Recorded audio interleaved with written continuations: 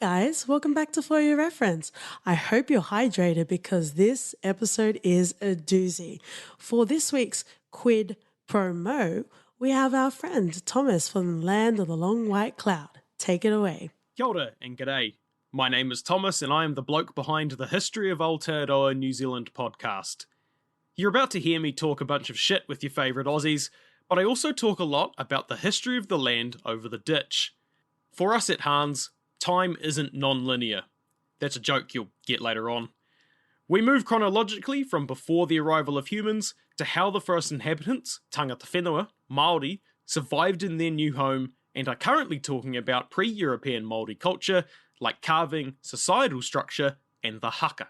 In the future, Europeans will arrive, changing the face of the land and people forever. Te Reo Māori, the Māori language, also features heavily, so you'll be able to learn some cool new words. History doesn't have to be kings, battles, and dates. It can be so much more. It's a story that is a part of who we are. So if you want to come along and go on an adventure with us, you can find us wherever you get your podcasts or historyaotearoa.com, Aotearoa spelt A-O-T-E-A-R-O-A. For now though, Katie and Oti, hit the music.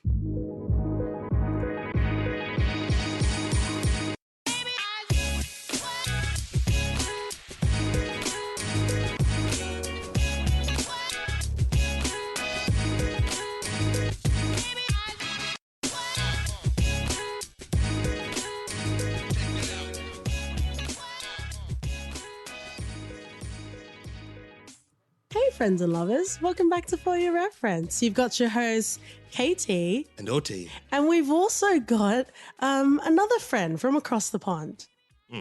Would you like to introduce yourself? Sure. Kia ora. My name is Thomas and I am the host, well I say host, I'm the everything, behind the History of Aotearoa New Zealand podcast. But in my free time I also watch movies, which is why I'm here to talk about a movie. Perfect. And Thomas and I are actually really good friends / nemesis, especially on Twitter. But you are in the For Your Reference household today, sir. And if you try and tell me anything is inaccurate, I will fucking pull rank on you. No, I know I've got to behave myself, but I can't guarantee it, to be honest. Well, you're in the right place because OT doesn't listen to me either. And I swear to God, if you guys gang up on me, we are going to fight. I'm just going to say that's absolutely what's going to happen. No ifs, ands, or buts about it. Well, let's get into it. Today, we are covering the 2014 Sprigg Brothers film, Predestination. The Sprigg Brothers previously did Daybreakers, if anyone has seen that, just to be familiar and have a little tasting of their work. It's quite interesting. On IMDb, even on Wikipedia, it was hard to see what the budget was. But according to Wikipedia, they had Screen Australia, this is an Australian film. Hey girl, hey. This is an Australian film and Screen Australia allocated a budget for 3 films, including Predestination, to the amount of $5 million. Oh. So it's pretty ambiguous how much was spent on this film. And the box office gross worldwide, apparently, was $4.8 million. Having seen this film, I'm very disappointed. We will talk about it, but it's a great film, guys. Let's quickly capture off the cast. We've got our best friend, our boyhood best friend. You're welcome, guys. Ethan Hawke playing the barkeep. We have Sarah Snook, an Australian actress, playing the unmarried mother. And we also have Noah Taylor playing Mr. Robinson. I actually really liked him, and we'll talk about the characters as we go along. Since we're best friends, I'm going to call you Tom. Yep. Or even Hans, if you're nasty. Hans.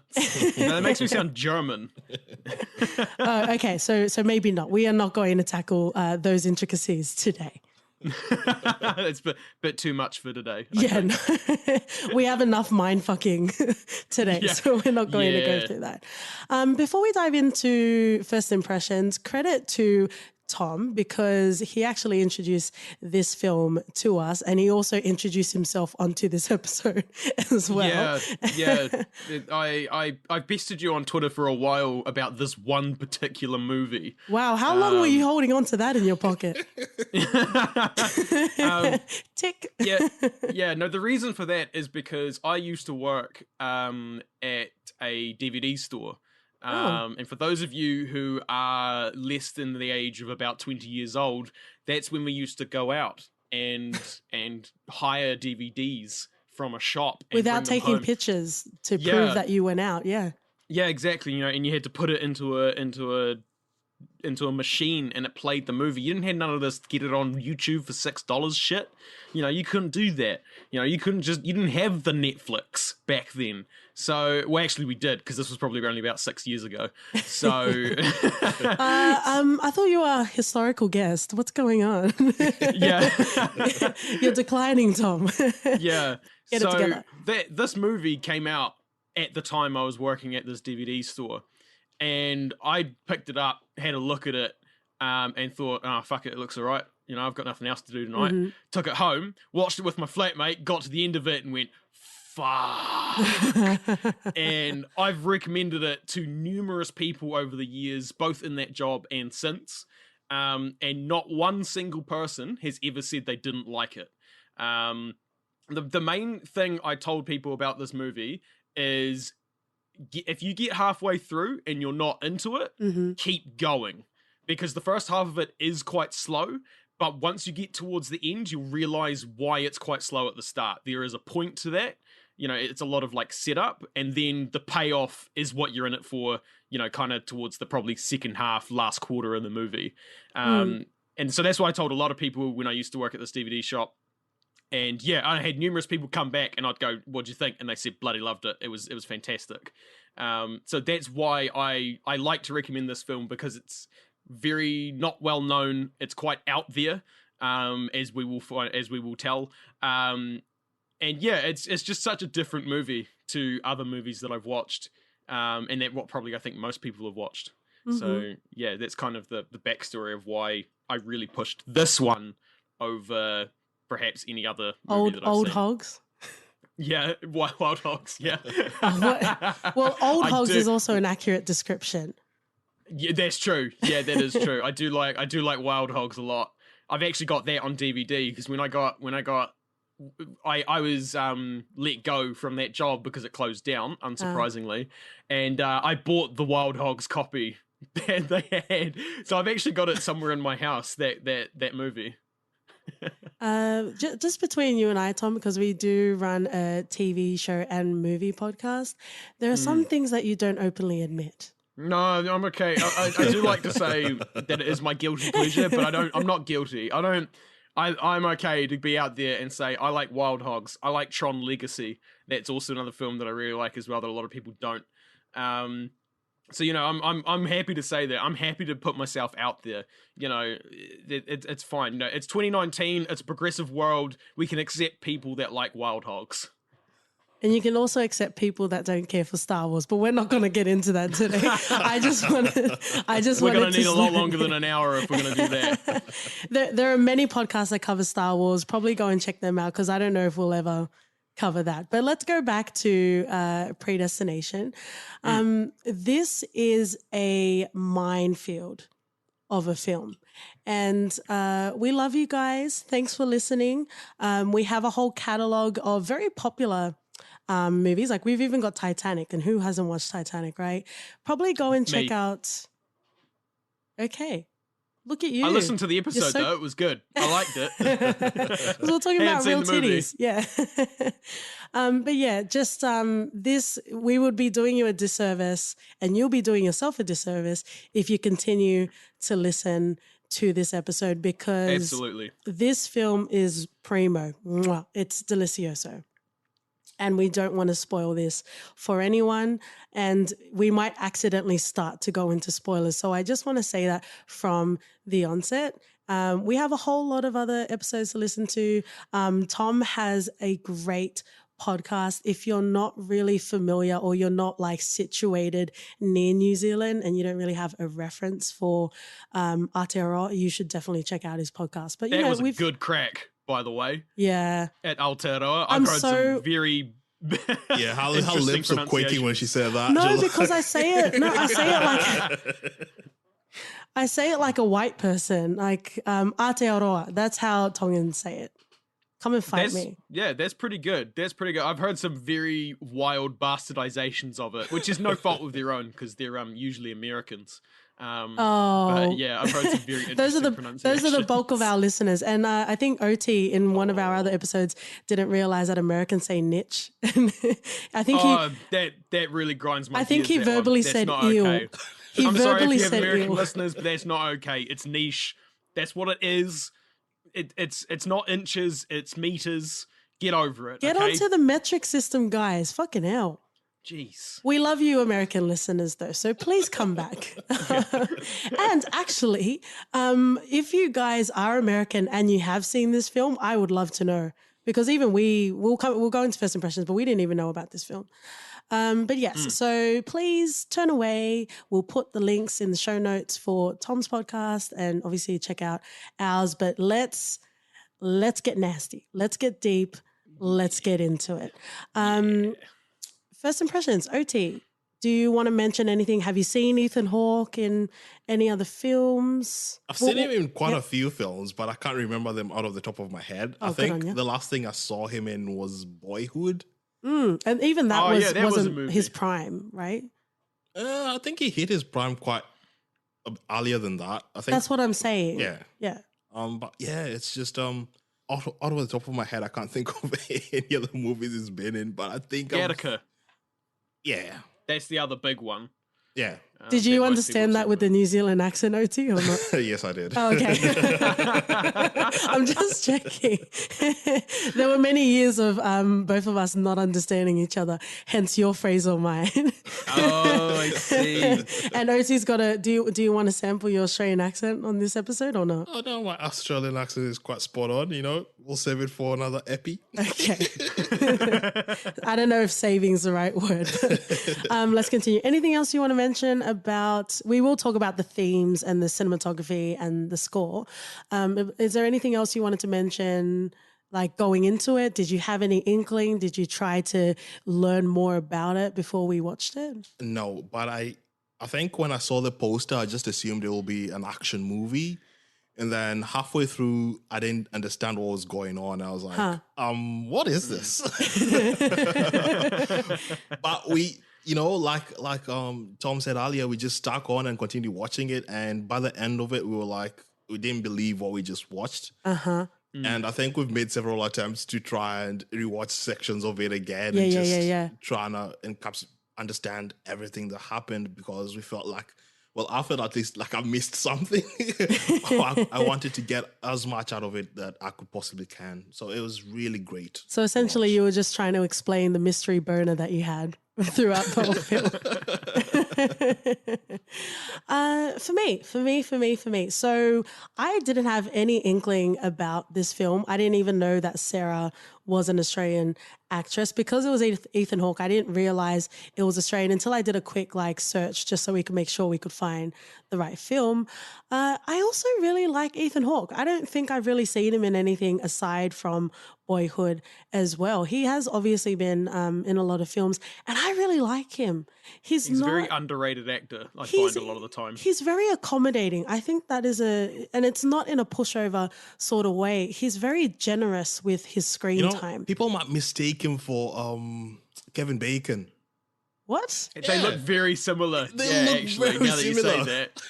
You just assume, Kevin Bacon, but it's Ethan Hawke. As our residential lacking in melanin, Tom, do you agree with that statement? I have olive skin. It's not that bad.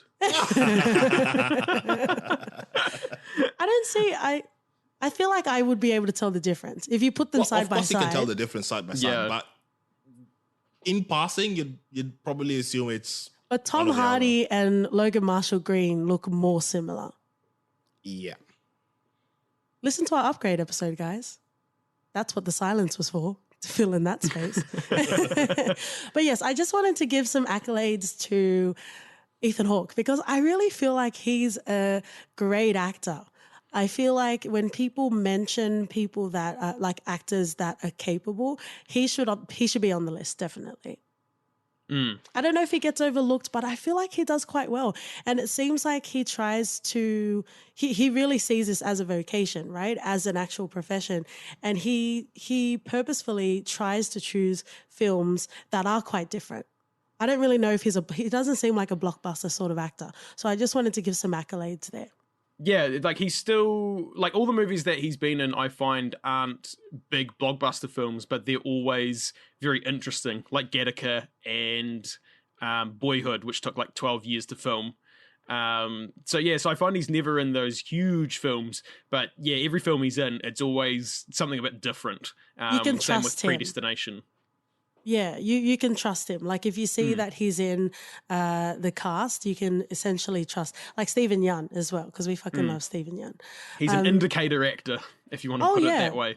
Totally. In regards to Boyhood, we didn't necessarily enjoy it, and I don't know if we have enough energy to muster to cover that as an actual episode. But in regards to Boyhood, I felt like they leaned very hard on that gimmick.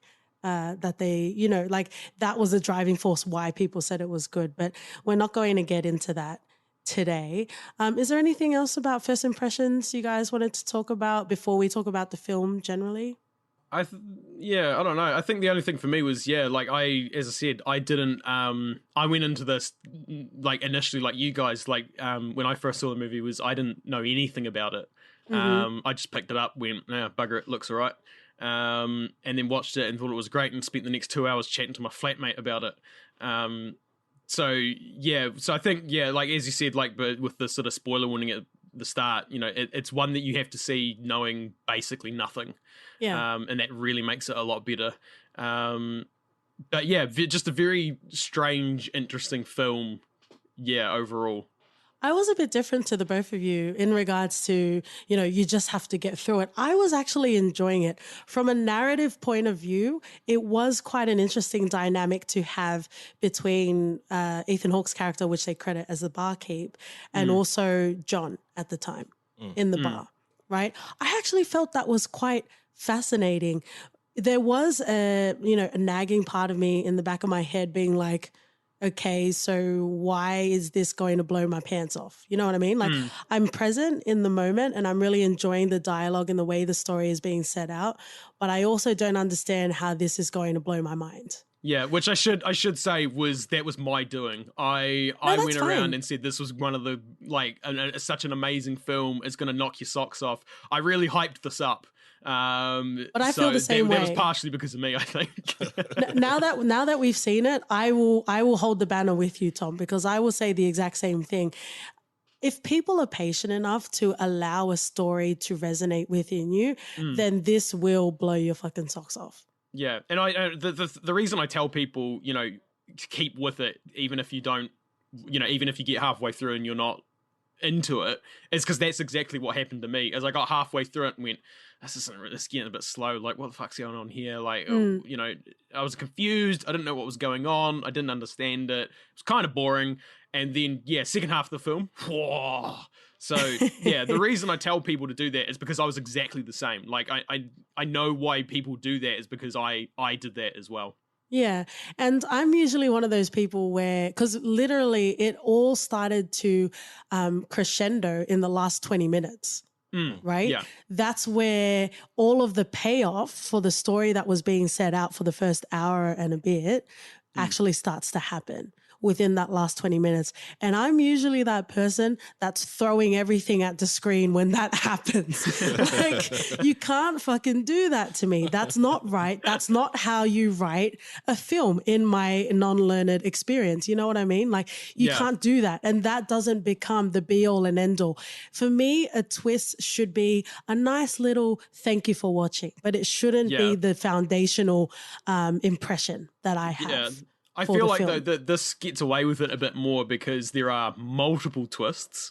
Yeah, but that's what I'm saying. It wasn't like, I didn't feel like this film was that, because exactly like you're saying, Tom, because I actually uncovered to my happiness, I actually unpacked a lot of the twists before it even happened. Yeah. Right? I got to that point towards the end where the kind of last final twist happens. I'm like, I bet it's this. I bet like you've fooled me once. Shame on me, or whatever it is. You know, the last one, I'm like, you're not getting me again. You're not getting me again. And I was right in the end.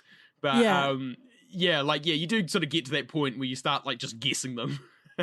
Yeah, because it got to a point where I'm like, oh, sitting on my throne of being able to guess shit, and I'm like, oh, I'm good, I'm happy, like I'm having my best life. And then the last thing happened, and it just blew me wide open. And I love that. And even trying to brush up for this episode, I watched the first 20 minutes, and literally everything was laid out in the film. And that's what I love, because I love feeling like an idiot. OT, don't listen to this. I love feeling like an idiot when the pieces are presented to me.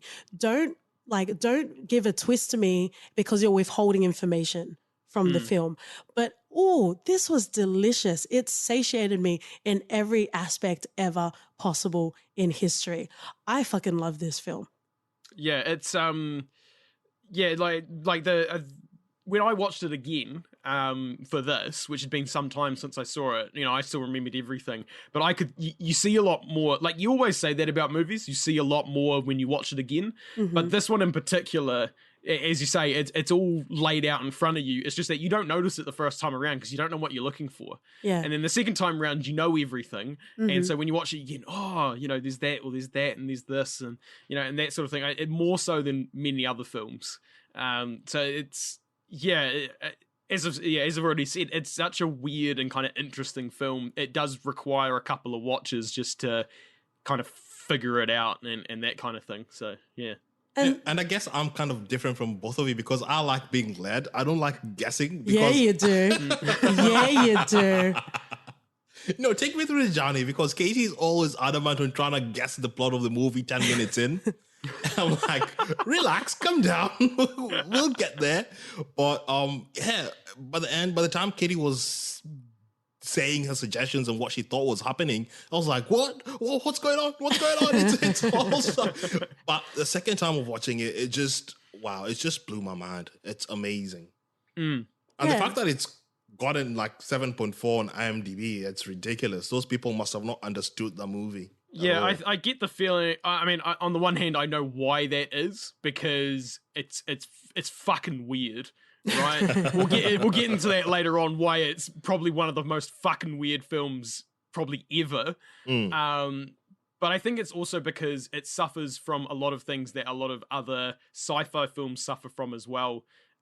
Is that people just, sci-fi isn't a terribly popular genre unless it's like Star Wars, right? That kind of thinking man's sci-fi, if you want to put it that way, don't tend to be terribly popular. So they don't, as far as I can tell, they don't seem to get great reviews and people don't, tend to like them as much because they just have to think a bit too hard.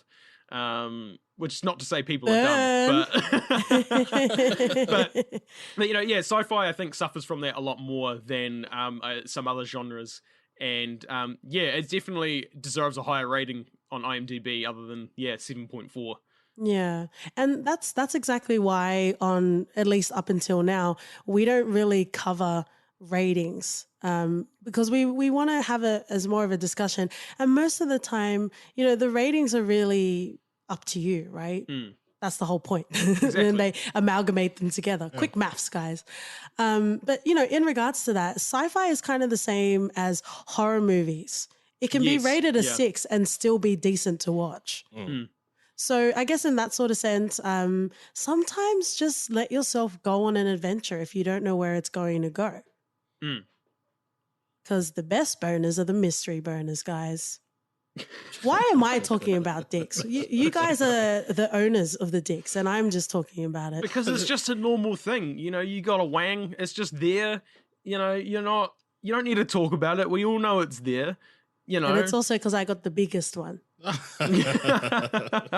But going back to this film, I love how we've already put all of the red flags in regards to spoilers, but there's so much respect, I think, that we have for this film that we still have that trepidation of like who's going to break it in to launch into it because, as we've already said, the enjoyment of this film, a lot of it comes from not knowing what happens.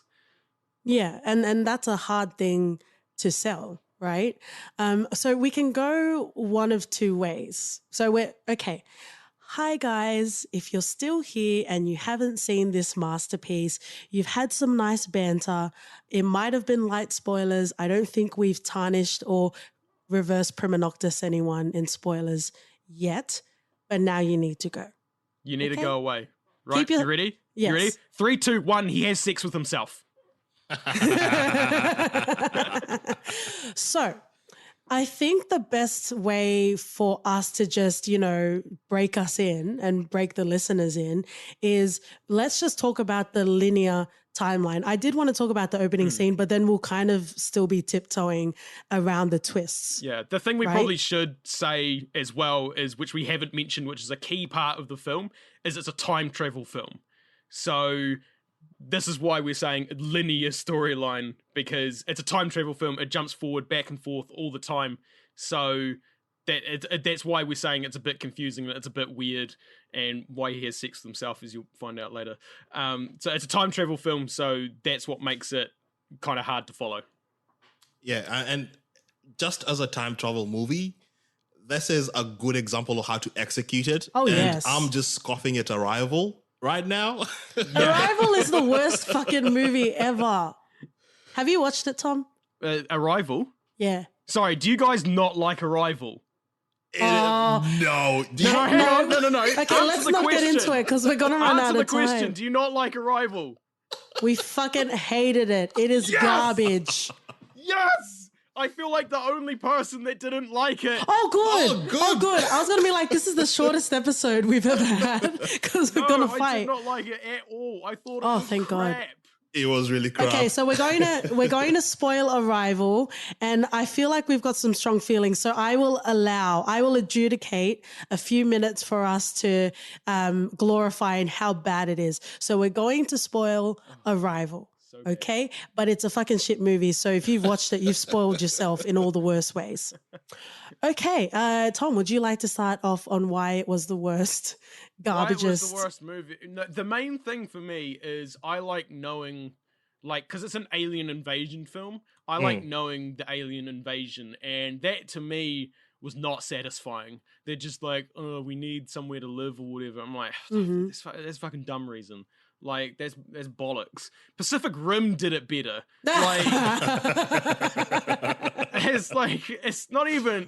You're not even watching Pacific Rim for the fucking plot.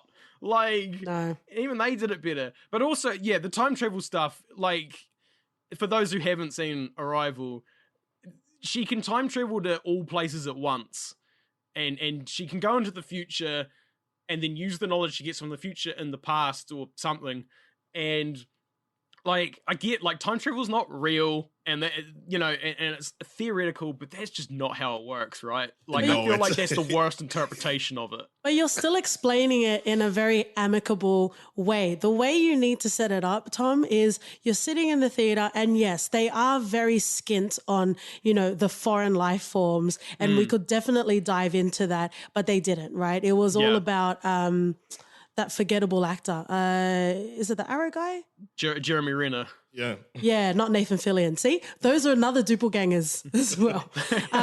They focused on human shit, but that's not what we're watching this film for, right? Yeah. The major foundational qualm, and OT, you can tell me if you had a different qualm, but the foundational qualm that I had with the movie Arrival is they pretty much threw all of these storylines and all of these sub-arcs in the air, and then in the last few minutes, they have this really melancholic voiceover, and it's to explain this all, time is non-linear. You can non-linear your fucking ass.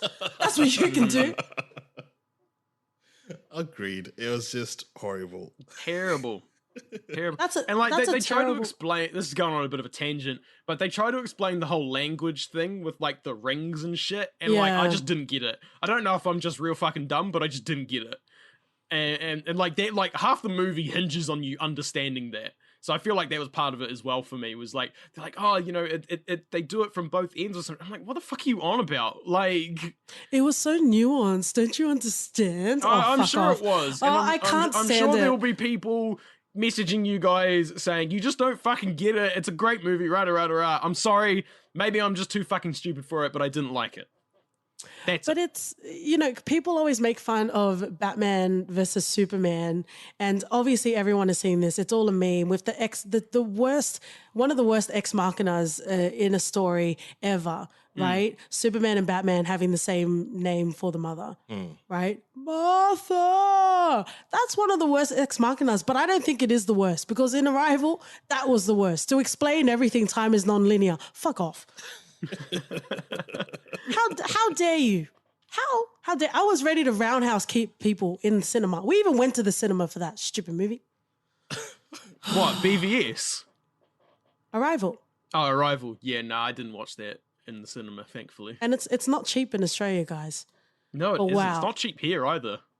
I think this was just a support group for all of the terribly written movies. So now that we've left a sour taste in your mouth, let's go back to one of the greats. Yeah, a good movie. An actual good movie. Like it's literally David versus Goliath in regards to film production that we're talking about today. This needs more attention. This definitely needs more attention. But let's talk about it in a linear sense because that's where the timeline fragmented. Yeah, we'll be started jumping all talking over the show about- otherwise. Yes. So let's talk about it linear. So 13th of September, 1945 is when Jane was born in an orphanage, right?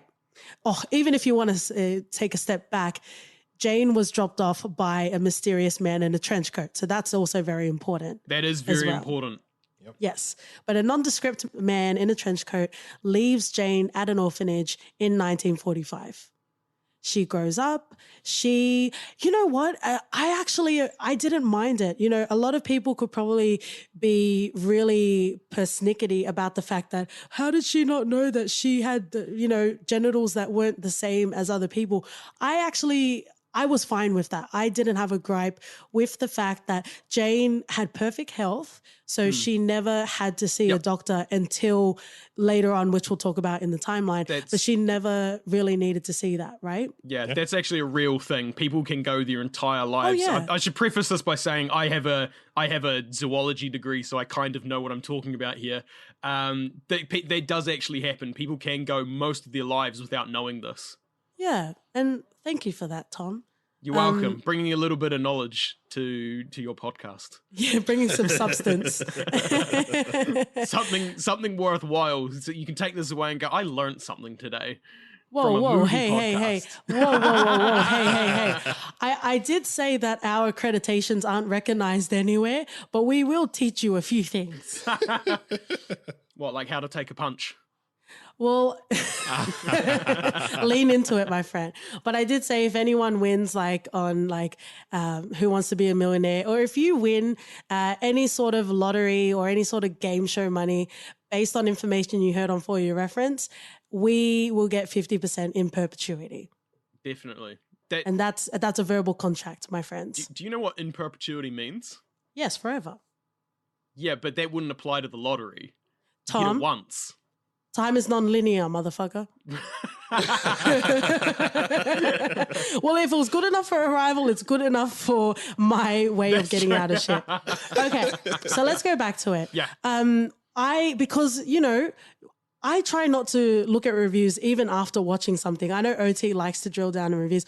I try not to, but because this film was so great, I unfortunately did that. And that was a big gripe that people had. How could Jane not know the whole time, right? So I just want to point that out. Yeah, that is not enough to break the wheels of the wagon, guys. Okay? Get over yourselves. Okay, so we continue on. And I don't think, actually, no, I do want to mention this because the second time around we watched it, her watching the orphanage manager lady have sex with that guy, actually that's when she understood that she wasn't the same. The first time we watched this film, I just thought it was just, you know, it was just dialogue of I'm not like everyone else. I just thought it was just generic dialogue. But now watching it the second time, and again, I might be simple and everyone else picked it up the first time. The fact that she saw them having sex and she realized that they had different organs to her, that's when she realized it. Yeah, I didn't realize, like, I didn't pick up on that the first time around either. Like, to me, it was just like, I thought it was just she saw sex. Yeah, she's a young girl. You know, you're discovering. You know, she was at that age that she's discovering things about sex and sexuality, and you know, and boys and all that kind of stuff. So that kind of bit where she's like, you know, she's kind of discovering that didn't really click for anything for me. I went, yeah, that's fair enough. Makes sense. She's a young woman. Makes sense. Yeah. And then so she continues into adulthood. Obviously there are some scenes and they were quite formative as well, but let's just keep going through the timeline where she goes into Space Corp. Right? And essentially, I do want to try and find time for this, but we have a lot of delicious morsels to digest today. So I don't know if we're going to get to it. But essentially, it's a comfort woman sort of program for the men that go out into space, right? Yep. Yeah. They tried to shroud it in. We should say that by this point, she's probably in her, like, 18 plus, mid-20s. Maybe. Yes, that's important. That's important. That's There's important. no Thank weird you. shit going on here. Well, not to that ilk. No, not to that ilk. not that weird. Yes. So yeah, and I definitely want to try and cover that, but let's continue in that linear sort of timeline. Unfortunately, she's not able to continue that program. And then she goes into like a charm school where she needs to learn etiquette because she wants to go back into Space Corp, right? And then there becomes a very pivotal scene, which is very important to this linear, non-linear timeline where she bumps into a charming fellow that finish off her quote. So, you know, that's where the sparks, just like a good reference, it gets the genitals tingling, right? Ooh. How do you think OT and I met? Come on, guys. But yes, so that's a very pivotal plot point because what permeates out of that is a relationship. And unfortunately or not, however you want to see the story, Jane falls pregnant. So really, up until this point, let's say she's maybe in her early 20s, possibly. Yeah. Up until this point, she hadn't been to a doctor or a physician, as far as we know, right? And that's not something we're going to gripe over. Cool. So she's pregnant. She has the baby, but also at the same time, that's when this all gets discovered. Yeah, we should also say that the man leaves her at like just before the baby is born as well. So the man is no longer in the picture. Yes. Yep. Thank you. Yes. So then she has to go through surgery, which happens. And then how do you even explain this, man? How do you even explain? Okay. So she has to go through surgery. So the baby's fine. The baby's safe. She has to go through surgery. 2 weeks later, the kid gets kidnapped by someone. I think they did it was a nondescript. Later on in the movie, it's described as a face like mine, which it's one of those double and wow, just wow. Yeah. Right. I can't even form words right now, but yes. So the baby gets kidnapped 2 weeks later after she gives birth. She goes through the surgery.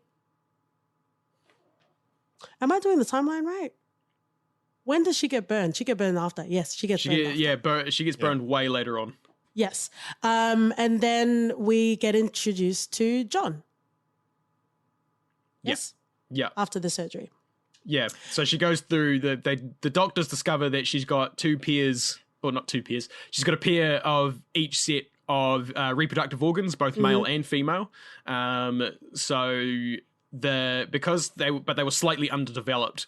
Yeah. So because the womb was basically destroyed because of the baby, they have to reconstruct her with the male genitals to become a man.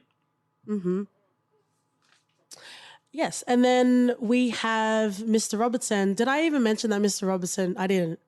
Mr. Robertson was introduced earlier on in the timeline when Jane was first being introduced to Space Corp. So sorry.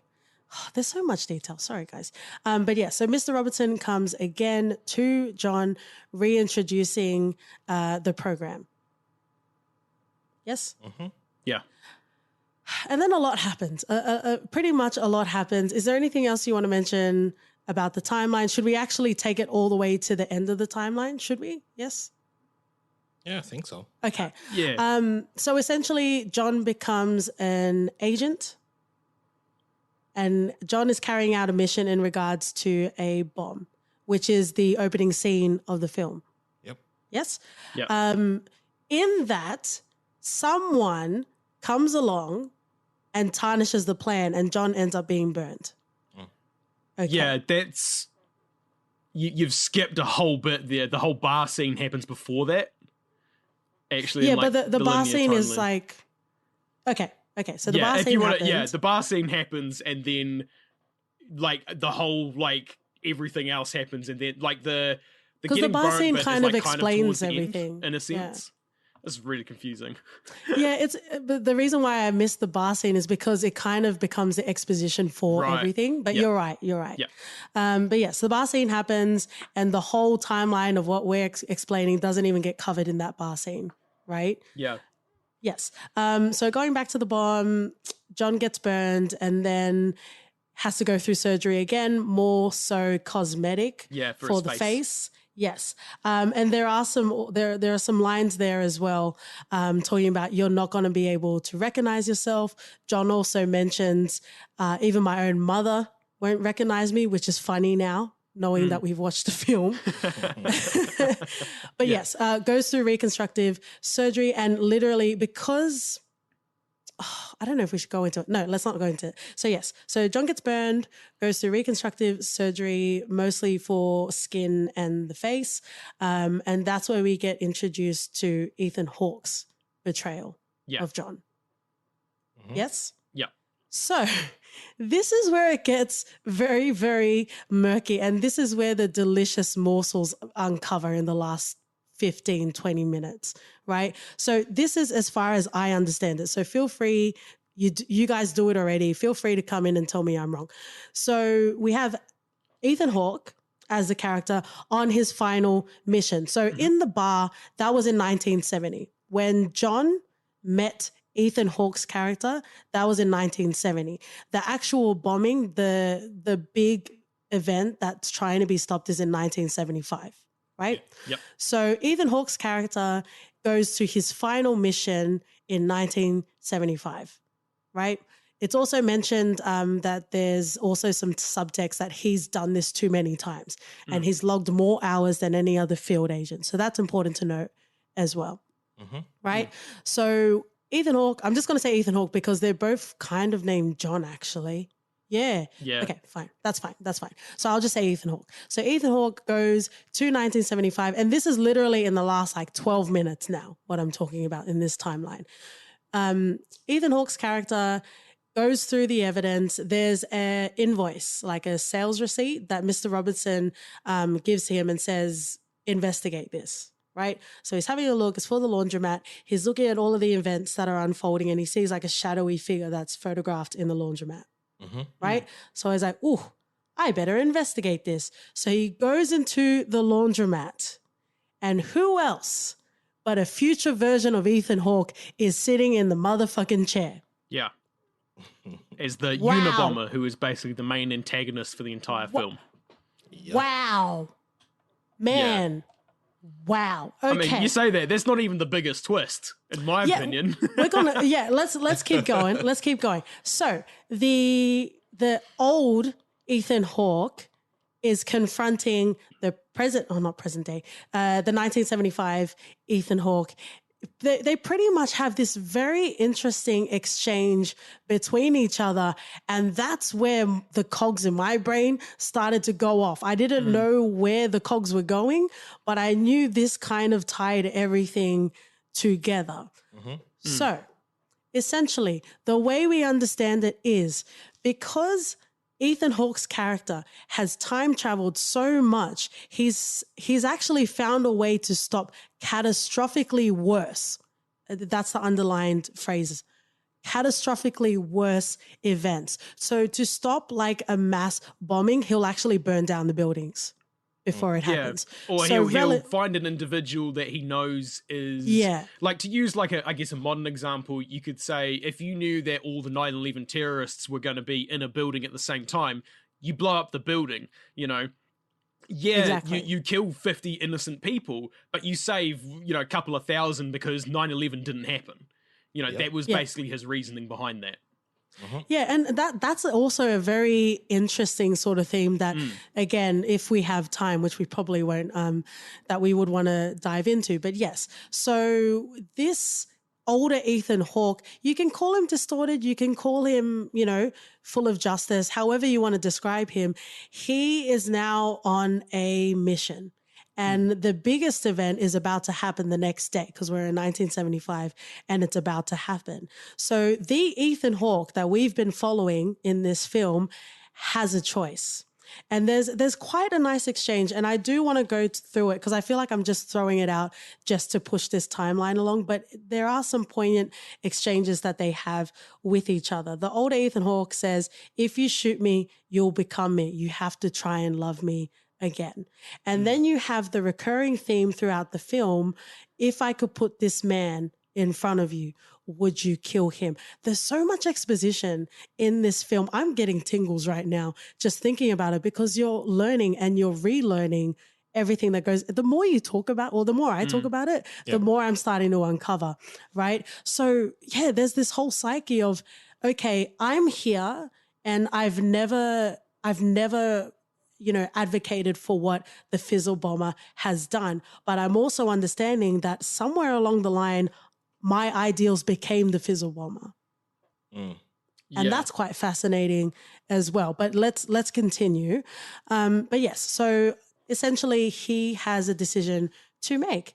And spoilers, we've already spoiled more than this, but he ends up shooting adult, like the older Ethan Hawke. Yep. Yes, fizzle bomber. So the way I understand it, which as you can hear in this terribly told timeline isn't very great, the way I understand it is this Ethan Hawke is now going to become the older Ethan Hawke, and he's now waiting for John, recently John, to transition into that role. And it's going to become a cycle. Yes. Which all comes back to the kind of main theme of the film, which actually ties into the title of the film, which is Predestination, which isn't just a dumb name that someone came, or a dumb sort of word that someone came up with. Predestination, for those of you who aren't religious, is the idea particularly found in Calvinist Christianity that no matter what you do in this life, God has already predetermined whether you'll go to heaven or hell. So that's kind of what that comes, the whole kind of main theme of the film is, can you change your destiny? Can you change what seems to be already predestined to happen? Yeah, because I grew up Catholic, and we were always told you're predestined to be whatever.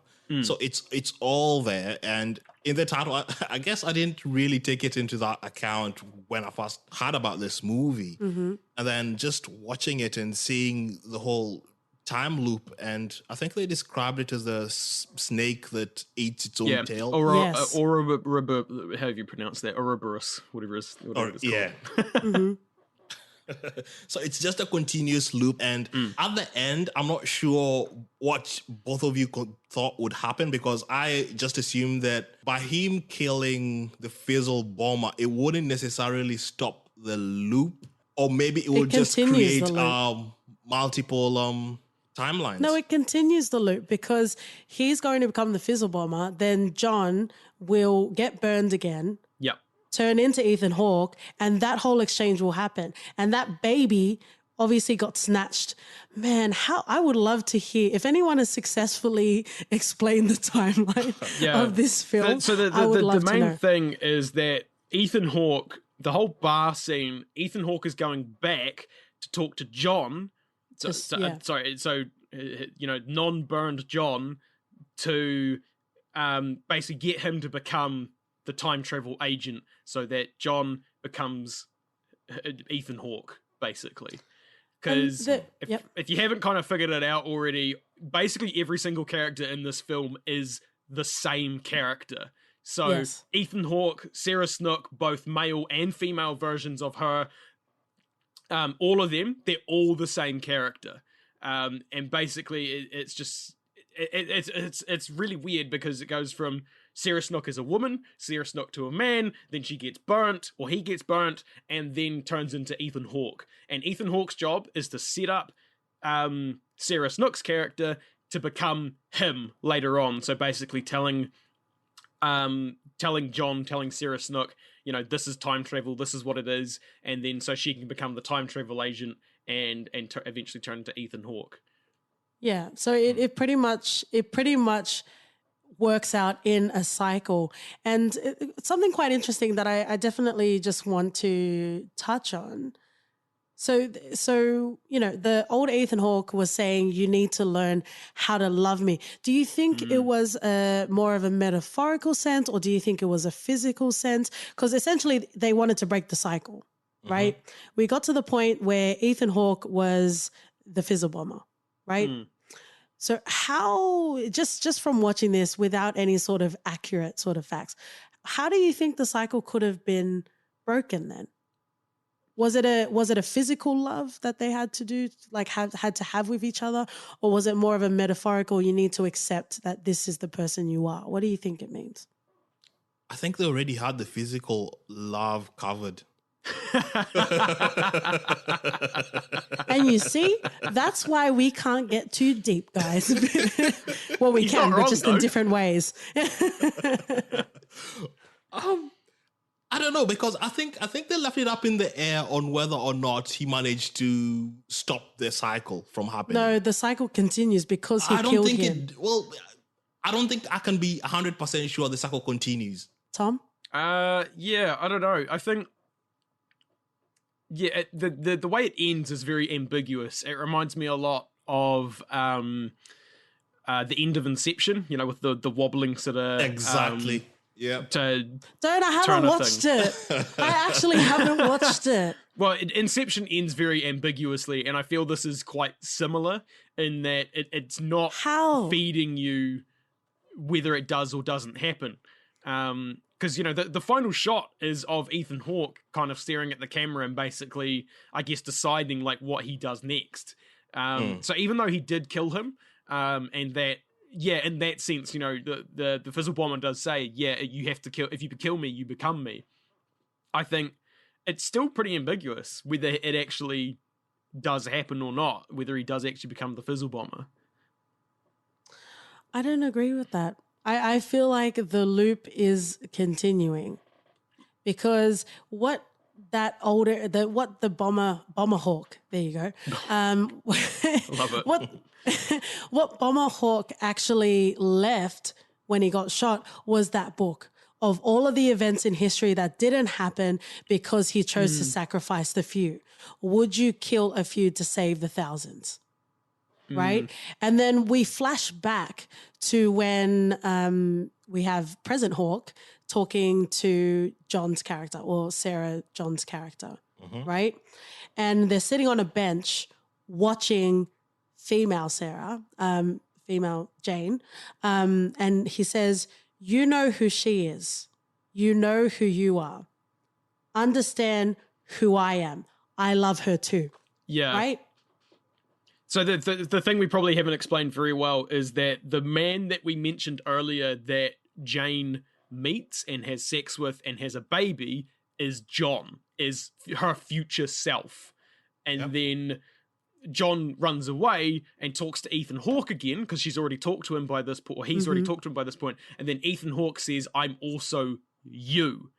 And the baby that you had in the past that got stolen, that was also you / me / us that I stole, me as an Ethan Hawke, I stole that baby to then go back in time to 1945 and drop it off at the orphanage. So the person that is the shady character at the start of the film and the shady character that steals the baby is Ethan Hawke's character, but he is picking up himself from the past to then take back into the more past or whatever to drop them off at the orphanage.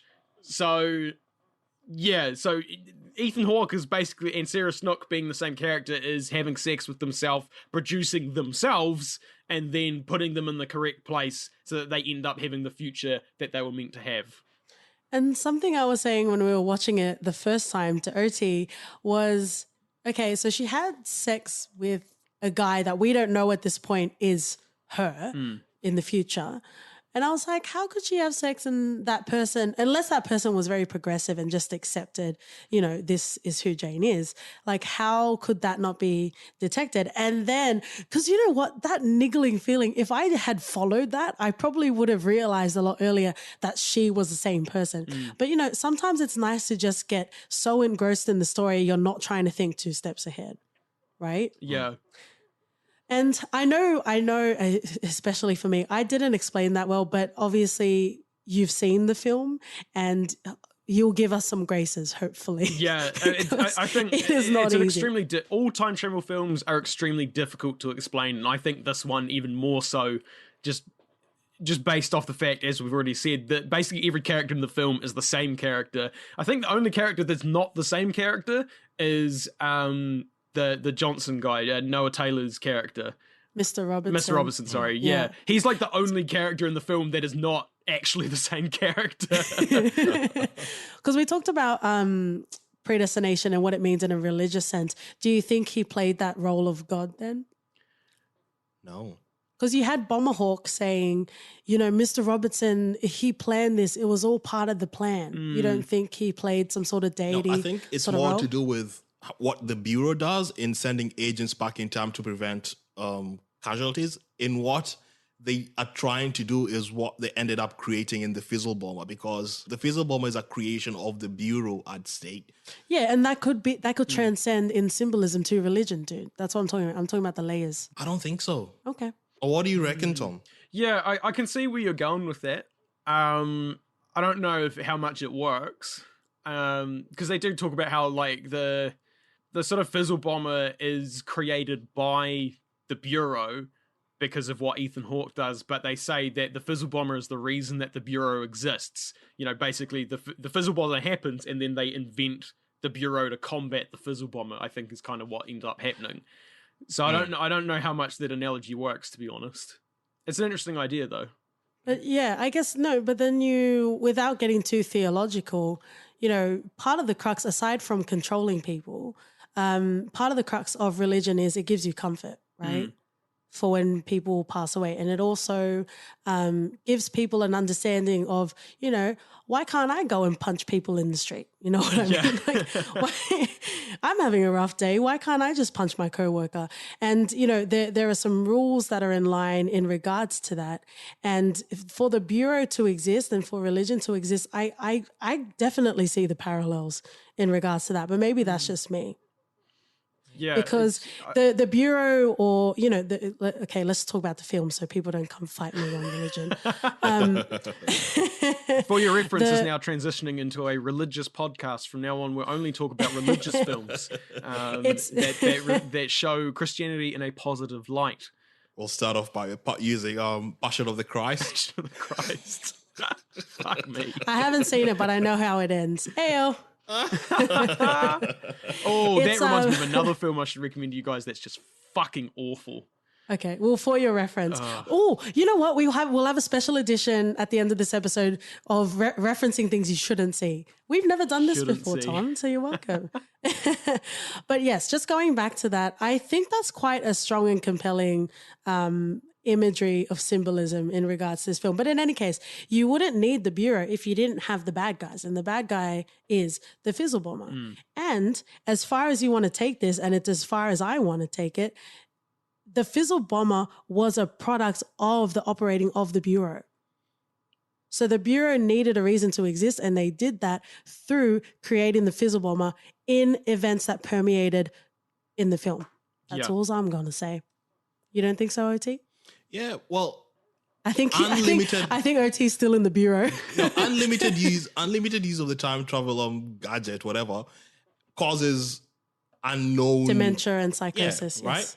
So he's meant to retire in 1975, I think. Huh. And his case just doesn't do that. Yeah, his time travel doohickey Yeah. doesn't decommission. Well, he Doesn't decommission. chooses that time because he wants to confront the fizzle bomber. Yeah. He wants Yeah. to find it. So he continues using that, knowing full well the effects of continued use. Psychosis. But then again, there was a part of me, and again, don't come and fight me, religious people, but there was a part of me that made me feel like, Mr. Henson, Mr. Robertson, Mr. Robertson was just saying that to plant the seed that he's the problem, not the Bureau. But man, we could do a whole episode on my parallels actually, but we peaked in that too late into the episode. But I really felt like that whole decommissioning, and then there was also a line in the final scene as well where Bomber Hawk, you're welcome. If this isn't the title of the episode, then I don't know what we're doing around That's here. a t-shirt. That's the merch. That's a merch. Yes. So Bomber Hawk was saying, you didn't even notify the Bureau that your doohickey, is that what we're calling it? Yeah. Was decommissioned. And that was a pinpoint to the fact that maybe the seed has already been planted for the fizzle bomber. Because it's already predestined, mate. Well, yeah, that all comes back. Really? Wow. Wow. We've got a new time is non-linear. Oh, but man, there is so much to cover. And I think we spent a lot of time on the timeline, but I also don't think there was anything wrong with that as well. It's literally like, trying to teach kids through repetition and getting them to spurt out information they don't understand, right? Yeah, I mean, it's hard to talk about it, as I said, because it is a time travel movie and it does it kind of uniquely and it does it so well compared to other films. But hopefully if you're listening to this, you've already seen it, so you get what we're talking about. Because I can just see someone listening to this and like not seeing it and going, what the fuck are they on about? So yeah, hopefully if you've seen it, you get what we're talking about, so it actually makes sense. Yeah, and you also bring up a good point, Tom, that I just want to expand on. Because yes, this is a time travel film, and obviously it's quite obvious that this is a time travel film. But what I really like about this, the same way I also really like John Wick as well, is yes, he exists in a world where he is an agent. I'm talking about John here, not John Wick, but Predestination John. He exists in a world where, yes, he's an agent and he does travel time, but that isn't the premise of the film. It's actually a story about John, and the context and the background is the time traveling. Yeah. Because if you want to get nerdy, there are many movies about time travel where it's, the finicky bits of, stepping on a butterfly or whatever, and, it's going to change stuff. There's even Family Guy episodes with Stewie and Brian, tearing time, tearing fabrics of time as well, right? But what I really appreciate about this film is it really is narrative driven. And if it had just focused on time traveling back and forth, then we wouldn't have had that delicious payoff. Multiple payoffs. Yeah, it's definitely more of a, I guess you say, character-driven film. It's not as much, the time, as you say, the time travel isn't the central point of the movie. It's the characters and or the character, I guess. So it's, and that's kind of why I say it does it very uniquely, in a sense that it's it addresses a lot of different things that other movies don't, that are about time travel and that kind of stuff. So yeah. So because I think the best way to listen to this episode is right after watching the film, because you'll be just as disoriented as we are. But let's quickly go around and talk about the actual, the payoffs and the twists that uncovered in the film. Did you see any of them coming? Did you predict them? And what do you think was the most delicious sort of payoff? You want to start, Tom? Me, yeah. So I didn't guess any of the initial ones where, like when when John bumps into Jane, and they have that little exchange where it tells, they mentioned earlier in the film where she has this exchange with her new man that's quite significant. and that exchange happens the second time round, but from John's perspective, that for me was like, oh fuck, like that was massive. I did not see that coming. The first one that I saw coming was when Ethan Hawke reveals who he is to John. I didn't see that too, because the scene, it kind of happens a bit weird where they have that scene happen, but then they don't actually reveal until later on. I don't think until like right at the end of the movie is when they actually reveal how that exchange went down with him revealing the scars and that kind of stuff. So yeah, I kind of saw that one coming kind of towards the end, but I wouldn't say I guessed any of them. Like the Unibomber one was probably the only one that I outright guessed. The Fizzle Bomber. The Unibomber's real. Fizzle Bomber is not real. But yeah, so when he's going to the, like kind of that bit where he's going to the laundromat and he's kind of figuring it out and stuff, that's when I basically just put a ball I just basically threw it out there and just went, I bet he's the fucking Fizzle Bomber. Like, I bet it's him. Yeah. That was the only one that it was literally just throwing it out there. Yeah, it was the only one that I guessed probably a good couple minutes before it actually happened. And then by that point, when they're kind of going through that montage of at the end to kind of wrap everything up, and they show Ethan Hawke showing the scars and that it's him and that kind of stuff. Yeah, I only guessed that probably just before, or like kind of just after the Fizzle Bomber scene, and I was kind of like, like it's all, as you say, the gears are working, they're turning, and you're just kind of figuring it all out. So I'd say 99% of the movie didn't see it coming. I didn't see anything coming at all. But sometimes that's good as well. No, but it had it was literally telling us there was this weird song singing at the bar, I'm my own grandpa. And I thought that was just a folksy. Anyway, yes. Yeah, and they repeated it like twice or something. I was like, oh, that must be something. But my mind was like, nah, just gonna leave it. Let's just continue. But yeah, I missed a lot of this. And I think one of the most, fundamental things is this movie was pretty much named after the Predestination paradox, which pretty much states that if you were to change something in the past, your change would actually be the cause of that event happening. Huh. So you could see how they've overlaid it to this, and it's just done brilliantly. And I missed everything. I'm not, I don't feel bad for saying that. It just goes to show how well this thing was written. We are, if you've listened to our podcast and you haven't realized this by now, OT and I are very different watchers. Right? Like it gets to the point where I'm literally like kicking him, being like, dude, this is going to happen. This is going to happen. But he just sits there and he's very patient and he just lets it happen. And meanwhile, I'm just throwing things at him at the screen being like, what the fuck is going on? But wow. I'm also, I'm very annoying. I'm like your English school teacher. I'm a pause for analysis sort of person. So every time, unless we're in the cinema, I'm not going to commandeer your cinema to pause the film, but I'll be like, OT, pause it. And then I'll just say something because I get annoyed because this is what used to happen. We used to watch films and I used to just keep it all to myself. And then at the end, I will say to OT, I saw that coming. He's like, no, you didn't. So now I just shout it. I shout it into his ear and I'm like, I think this is going to happen. I think this is going to happen. And he gets annoyed at me, but at least I know that I can prove that I figured it out. Check the logs. Exactly. Bring it back. Bring it back. Okay, so in regards to the twists, and I don't really like the connotation of the use of the word twist because it becomes like a trope, right?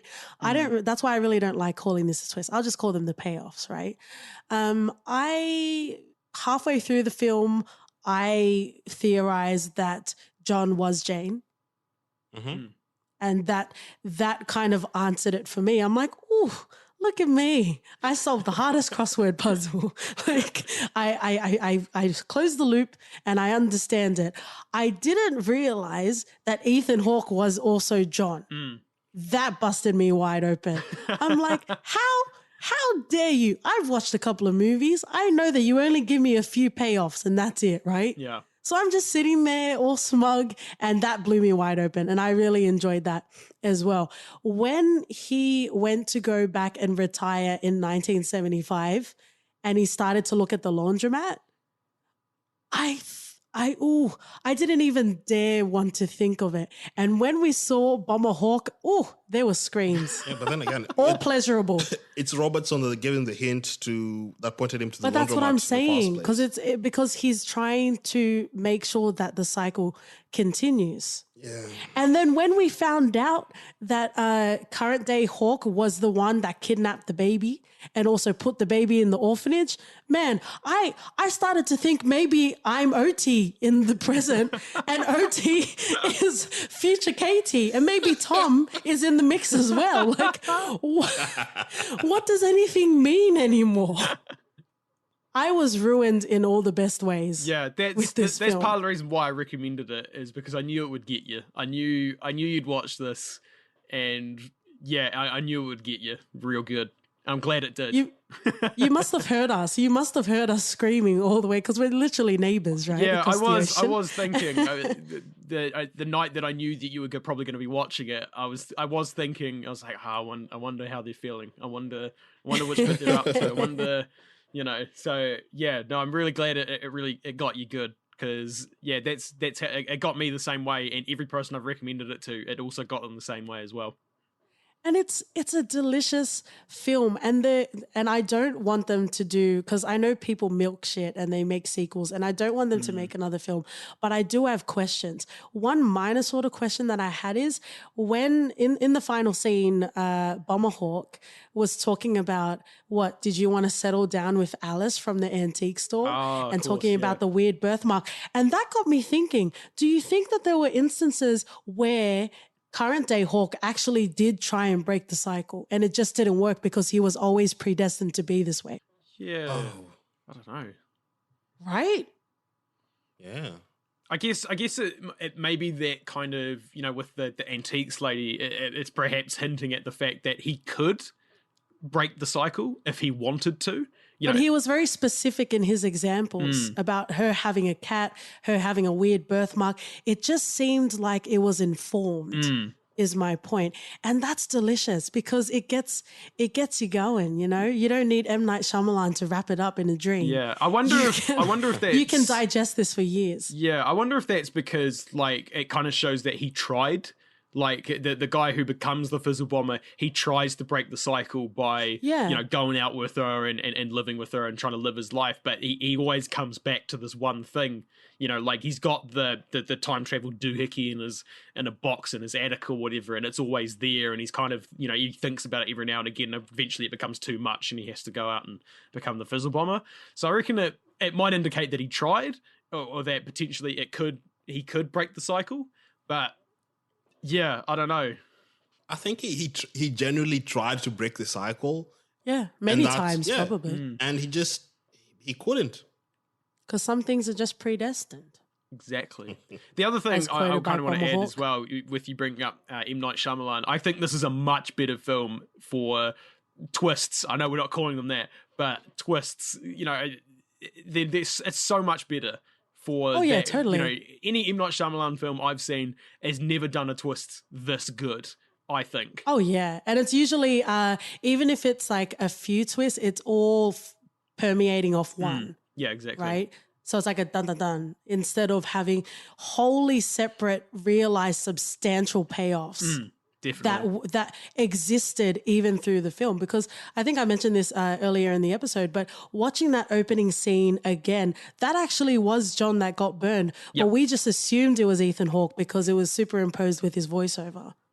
Yeah, and that if you actually look at the character as well, which I think is very interesting, if you look, well, the actress or the actor, I'm pretty sure it's Sarah Snook is actually the person playing that character at that time. Yes. Even when you have the bandage character, that's still Sarah as well as John.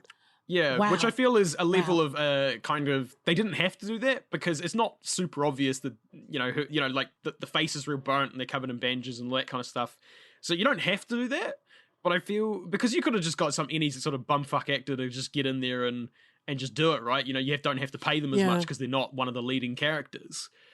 But I feel that level of commitment to getting, the actual other actress in and getting them to do that scene, I feel like that adds just that extra sort of, extra cherry on top to make it just that little bit better, I think. And this is a perfect example of people making films with a purpose. People making films for a reason and not just to milk you out of your dollars that you make at your 9 to 5. This was really rewarding in every sense of the word. And for people that didn't care for this film, please do not invite yourself into our Twitter mentions. I do not care for you. I am living a great life and I don't need your negativity in my world because this film was exemplary. Don't come to my Twitter mentions either, please, because I'll do exactly the same thing. I don't give a fuck what you think. It's a fucking great film. Yeah, but Tom likes to disagree with me, so I'm surprised. True. That's how good the film is, actually. That's how good the film is. Is there anything else? Let's wrap up. Unfortunately, we are hitting that sweet time spot. So before we go into, I'm very excited because we're going to do 2 For Your references. Before we go into For Your reference, let's have some closing thoughts. OT, you want to go first? Yeah. So if he just wants to be entertained from the first minute to the last, this is the movie. Like, it's even when I said that it was a bit, I didn't understand what the movie was until halfway through.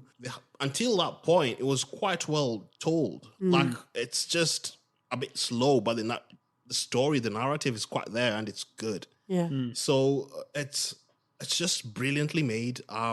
A fan. I would be watching it soon. It has really good rewatchability value as well. So because so much care was taken in, like Tom was saying, they didn't have to get the same actors or actresses to do those nuanced sort of scenes, but they did.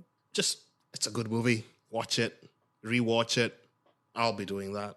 Yeah, I think it bears repeating what I said kind of at the start, is if you are getting through, as Oti just said, it is a bit slow kind of in the first kind of half of the movie. And if you're getting to that towards the end of that first half going, shit, I don't like this is too slow, I'm really bored, just fucking stick with it. Like, we've been talking about the payoffs the whole time. I mean, you probably already watched it at this point, so I don't need to tell you that. But, hopefully that's what you did, is you stuck with it, got all the way through it, and got that really big, absolutely, pants-wetting kind of payoffs towards the end. But I think, for a fucking $2 DVD that I picked up one night because I thought it might be okay, absolutely fucking fantastic. Like, it's one of the few films that I feel does time travel right. You get a lot of films that really fuck it up. There's a lot of holes, that kind of stuff. And I feel that this is one of those ones where I came out the other end and I didn't really have anything where I thought they had missed something, or they hadn't, they could have explained something a bit more. I feel like it very nicely wraps up, which is very unusual for a lot of time travel films. So yeah, absolutely bloody great. Yeah. Well, in my closing remarks, I would like to formally thank you, Tom. Oh, thanks. Because if people follow us on Twitter, they probably think we're enemies. But for all of our tiffs and for all of our one-upsmanship, if this podcast has brought us anything, it's this film. Oh, that's great. As I said, I'm really glad that it got you as well as it got me. But yeah, thank you very much for having me on. It's been very, very good. Yeah. It's nice to do things, as much as I love doing my own podcast and doing history and that kind of stuff. I really like movies, so this kind of stuff is something that I really enjoy. So thank you very much for I say inviting me, for finally giving in to inviting me on. We were always going to have you on. What I want to also just interject is, we live in a world of instant gratification. And, there was nothing you could do. It was predestined, right? With technology advancing, it was always going to happen. You have, even porn at your fingertips. And when we're talking about self-gratification, that's the climax. I mean, that's the ultimate self-gratification, isn't it? I feel very gratified every time. But my point in that is, we're in a fast consuming world, and it's like, give it to me now, or give me something I already know, just remake it. right? For all of the people, and I know we already did a Lion King episode, but for all of the people that keep whining and complaining, but you still continue to buy tickets of remakes and reboots, go and watch something that's independent. Go and watch something that isn't as popular, that has wholly substantial narratives. And this is the film. If you've enjoyed this, continue to seek out these sorts of films. Upgrade is another nice, humble Australian film from Lee Winnell. Check that out. And also, if I can plug, listen to our episode. But, there are films out there that will give you an all-encompassing experience. So stop putting yourself on autopilot. Yeah. And don't be those people that watch it. I don't like when people say they watch things, but then they also go and do laundry and shit. You're not watching it then. Yeah, idiots. definitely. The other thing I'll say to that plebs. as well is, John Wick, we've mentioned him a couple of times, is an absolute juggernaut now. He started out in the same spot. I found John Wick exactly the same way I found Predestination. Is the first one came out when I was working at this DVD store, picked it up, looked at the back, went, looks all right, I'll give it a go. Obviously, it was fucking fantastic. But, these sorts of movies have original storylines that don't get made very often because Hollywood doesn't want to put money into them, which is a whole nother thing entirely. But these movies are out there. There are movies out there like this that are totally original, extremely different to anything that you've ever seen before. And, you just got to go out and find them. Yeah, you'll find a couple of stinkers in there and you'll switch them off and think it's absolutely crap. But that's at least for me, that's part of the experience, right? Like, you can laugh about these really shit movies. You might have 10 really shit movies that some of them are really funny and some of them are just absolutely terrible. But you'll get one that is just absolutely phenomenal, and it will happen, and you will find them. So it's definitely worth doing, in my opinion. Yeah, and let me close off with one of the final quotes of the film.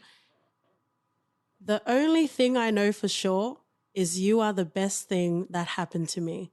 I miss you dreadfully. Oh, such a good quote. Sploosh Mountain, my friend. Yep. Sploosh Mountain all round. Pretty sure that's literally the last line. Yes, and I think that's how New Zealand was formed, right? Sploosh Mountain. Sploosh Mountain? And it all solidified and turned into New Zealand. Invite me to your podcast, Tom. You actually have to have credentials to come onto mine, unfortunately.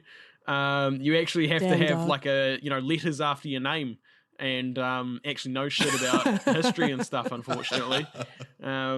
So you can't just invite anyone you want, I'm afraid.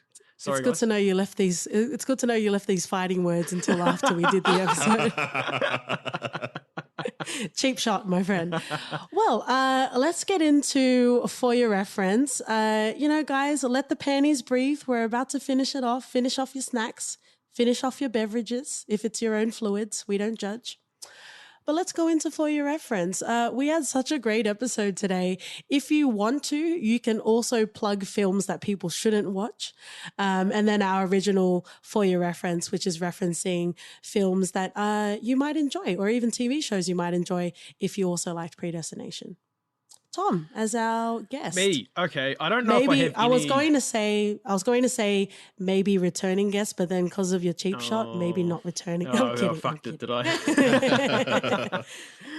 So go, reference away. Yeah, so I don't really have any that you shouldn't watch. Sci-fi is quite a sparse genre already. That there isn't really much out there actually. In general. But the one that I would recommend that was another film that I felt didn't get enough love was Blade Runner 2049. It is arguably the best sci-fi film I've ever seen, and that's coming from a 20 years-ish of being a Star Wars nut. Blade Runner 2049, I think, is amazing. The cinematography, the sound, the acting, it's absolutely just one of the best movies, probably I've ever seen. It's absolutely fantastic. And it's a long one, but it's very deep. It's got a lot of, again, a lot of layers. It's like an onion. It's got a lot of layers. But it's very, very good. And the other one that I would recommend as well is actually a New Zealand film. I actually have had this on my list for some time, and only actually got around to watching it in preparation for this episode.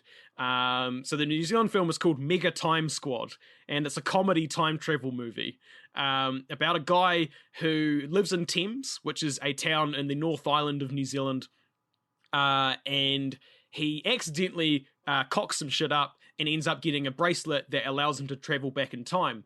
But the way time travel works in this film is that he can interact with himself over and over and over. So he builds the Mega Time Squad, which is about 6 different versions of him going around having various shenanigans. And it's a very Kiwi film. It's got one of the guys from What We Do in the Shadows. I can't remember his name off the top of my head. Taika Waititi? Or No, not that one. Not Jermaine Clement, the other one, who I can't remember. It's one of the vampires that isn't, Jermaine Clement, not Taika Waititi. It's, or the like Nosferatu guy. It's the other one, and I can never remember his name, and I do apologize. But yeah, so it's a very funny film. It's a very Kiwi film. There's a lot of Kiwi jokes, a lot of Kiwi kind of humor. But yeah, if you're kind of into that, What We Do in the Shadows, or other Taika Waititi films. It's not a Taika Waititi film, but if you're into that kind of New Zealand humor and you want another time travel film, Mega Time Squad is really, really good, in my opinion. Cool. I will speak on behalf of the For Your Reference household, which never happens. He likes to be led, guys.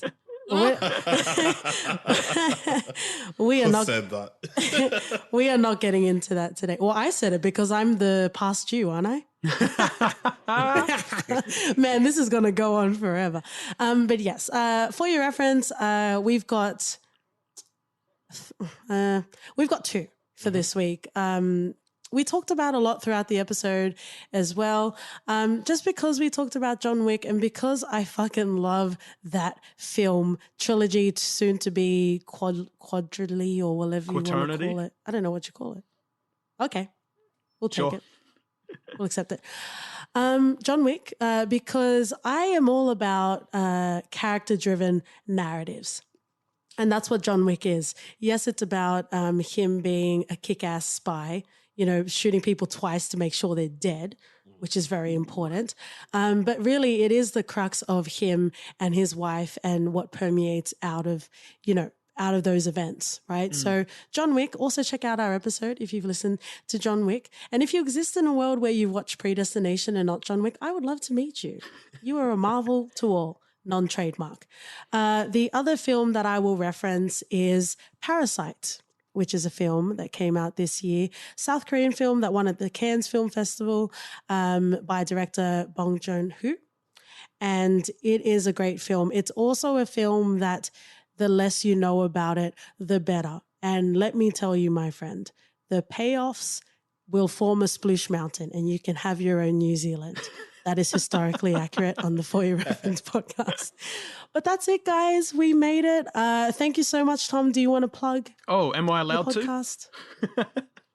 I'll allow You'll allow it. Okay. As I said at the start, I do a history podcast, so it's a lot less me talking shit and a lot more me talking from a script about obviously the history of Aotearoa in New Zealand, which, as I mentioned, is where I'm from.